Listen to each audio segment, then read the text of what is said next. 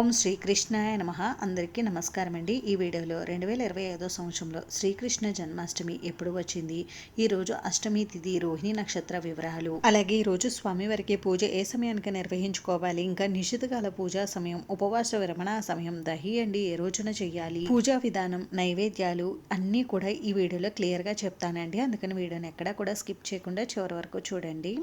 ద్వాపర యుగంలో శ్రీముఖ నామ సంవత్సరం శ్రావణ మాసం బహుళ అష్టమి తిథి రోహిణి నక్షత్రంలో జన్మించాడని మన పురాణాల్లో అయితే తెలుపబడుతుందండి. దేవకి వసుదేవులకు అష్టమ సంతానంగా శ్రీకృష్ణుడు జన్మించాడు. శ్రీ మహావిష్ణువు యొక్క అవతారాలలో 8వ అవతారమే ఈ కృష్ణ అవతారం. శ్రీకృష్ణ అవతారం చాలా విశేషమైనది. అందుకనే శ్రీకృష్ణ పరమాత్మ ఆవిర్భవించిన దివ్య తిథినే శ్రీకృష్ణ జన్మాష్టమిగా జరుపుకుంటారు. శ్రీకృష్ణ అష్టమిని శ్రీకృష్ణ జన్మాష్టమిగా, గోకులాష్టమిగా, జన్మాష్టమిగా, అష్టమి రోహిణిగా కూడా పిలుస్తూ ఉంటారు. కృష్ణాష్టమి రోజున ప్రతి ఇంట్లో కూడా ఆ బాలకృష్ణుని చిన్ని చిన్ని పాదాలు తమ లోగిళ్లలో వేసుకుని ఆ శ్రీకృష్ణ పరమాత్మ తమ ఇంట్లోకి ప్రవేశించాడని ప్రతి ఒక్కరూ కూడా భావిస్తూ ఉంటారు. శ్రీకృష్ణాష్టమి రోజున శ్రీకృష్ణుణ్ణి పూజిస్తే సకల పాపాలు తొలగిపోతాయని అంటారు. ధర్మార్థ కామ మోక్షాల ప్రాప్తి కలుగుతుందని స్కాంద పురాణంలో అయితే తెలుపబడింది. ఈ రోజున బంగారంతో కానీ వెండితో కానీ చంద్రబింబాన్ని తయారు చేసి వెండి కానీ బంగారు పాత్రలో కానీ ఉంచి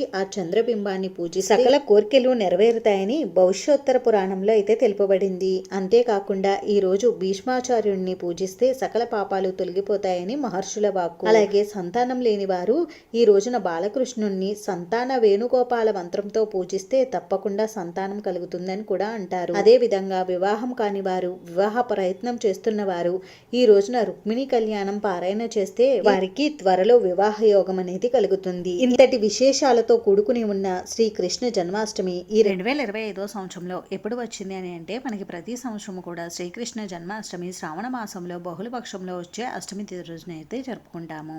దీనిని బట్టి చూస్తే ఈ సంవత్సరం స్వస్తి శ్రీ చాంద్రమాన శ్రీ విశ్వవసు నామ సంవత్సరం దక్షిణాయనం శ్రావణ మాసం వర్ష ఋతువు కృష్ణపక్షం అష్టమి తిథి ప్రారంభం 2025 ఆగస్టు 15 శుక్రవారం రాత్రి 1:25 ప్రారంభమయ్యి 2025 ఆగస్టు 16 శనివారం రాత్రి 10:54 వరకు మనకి అష్టమి తిథి ఉంది. హిందూ పంచాంగం ప్రకారం చూస్తే సూర్యోదయ సమయానికి ఏ తిథి అయితే ఉంటుందో ఆ రోజంతా కూడా మనం ఆ తిథిగా పరిగణిస్తాం. కాబట్టి 2025 సంవత్సరంలో శ్రీకృష్ణ జన్మాష్టమి 2025 ఆగస్టు 16 శనివారం రోజు వచ్చింది. ఇంక ఈ సంవత్సరం మనకి రోహిణి నక్షత్రం 2025 ఆగస్టు 17 ఆదివారం ఉదయం 6:51 ప్రారంభమయ్యి ఈ రోజు తెల్లవారుజామున అంటే తెల్లవారితే సోమవారం ఆగస్టు 18 అనగా 5:10 వరకు ఉంటుందండి. అర్ధరాత్రి సమయంలో అష్టమి తిథి రోహిణి నక్షత్రం ఉన్న రోజు మనం శ్రీకృష్ణ జన్మాష్టమి పండుగను అయితే జరుపుకోవాలండి.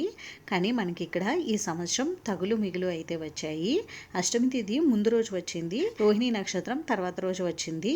దీనిని బట్టి చూస్తే మనం మన హిందూ పండుగలని ముఖ్యంగా తిథి బట్టి ఆచరిస్తాం. కాబట్టి ఈ 2025 సంవత్సరంలో ఆగస్టు 16 శనివారం రోజు మాత్రమే మనం శ్రీకృష్ణ జన్మాష్టమి పండుగను జరుపుకోవాలి. అన్ని పండుగలను మనం ఉదయం వేళల్లో జరుపుకుంటే ఈ శ్రీకృష్ణాష్టమి పండుగను మాత్రం మనం శ్రీకృష్ణుడు జన్మించిన సమయంలో అంటే అర్ధరాత్రి సమయంలో అయితే కొద్దిమంది జరుపుకుంటూ ఉంటారు. మరి కొంతమంది అయితే మధ్యాహ్న సమయంలో కృష్ణాష్టమి పండుగను అయితే ఈ రోజు చాలా మంది నిశితకాల పూజను అయితే నిర్వహించుకుంటూ ఉంటారండి. ఇంకా ఈ రోజు పూజా సమయాల వివరాలకు వచ్చేస్తే ఇంకా నిశితకాల పూజా సమయం వచ్చేసి 2025 ఆగస్టు 16 శనివారం రాత్రి 12:09 నుండి 12:53 లోపు మీరు నిశితకాల పూజను అయితే నిర్వహించుకోవచ్చు. ఒకవేళ మీరు ఈ నిశితకాల పూజను నిర్వహించుకోలేక ఈ రోజు మధ్యాహ్నం 12 నుండి 1 గంట లోపు మీరు స్వామివారికి పూజ నిర్వహించుకోవచ్చండి. ఈ సమయంలో కూడా కుదరకపోతే మీకు ఈ రోజు ఏ సమయంలో కుదిరితే ఆ సమయంలో మీరు స్వామివారికి పూజను నిర్వహించుకోండి.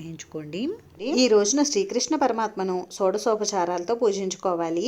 అలాగే ఈరోజు స్వామివారికి తప్పకుండా తులసి మాలను, తులసి దళాలను సమర్పించాలి. అలాగే స్వామివారి పూజలో 56 రకాల నైవేద్యాలను స్వామివారికి నివేదిస్తూ ఉంటారు చాలా మంది. లేదంటే స్వామివారికి ఇష్టమైన నైవేద్యాలు ఉన్నాయి కదండి, పాలు, పెరుగు, వెన్న, నెయ్యి, అటుకులు, బెల్లం, ఇలా వీటినైనా కూడా మీరు స్వామివారికి నైవేద్యంగా నివేదించవచ్చు. ఇంకా అలాగే ఈరోజు స్వామివారిని పొన్న పువ్వులతోటి, తెలుపు రంగు పుష్పాలతోటి, పసుపు రంగు పుష్పాలతోటి, సుగంధభరితమైన పుష్పాలతోటి పూజించుకోవాలి. అలాగే ఈరోజు స్వామివారి అష్టోత్తరం అష్టకం ఇంకా స్వామివారి నామాన్ని 108 సార్లు పఠించినా కూడా మంచి ఫలితాలు కలుగుతాయి. ఆగస్టు 16వ తేదీనే దహి అండి కూడా నిర్వహించుకోవాలండి. దహి అండి అంటే ఉట్టు కొట్టడం. ఈ రోజు ఉపవాస దీక్షను ఎప్పుడు విరమించాలి అని అంటే ఈ రోజు ఉదయం నుండి సాయంత్రం వరకు ఉపవాసం ఉండి సాయంత్రం స్వామివారికి నిషితకాల పూజ పూర్తయిన తర్వాత తెల్లవారుజామున సూర్యోదయం అయిన తర్వాత మీరు ఉపవాస దీక్షను అయితే విరమించుకోవచ్చు. అంతేనండి. చూసారు కదా, ఈ వీడియో మీకు నచ్చితే ప్లీజ్ లైక్ చేసి షేర్ చేసి సబ్స్క్రైబ్ చేసుకోండి. Thanks for watching.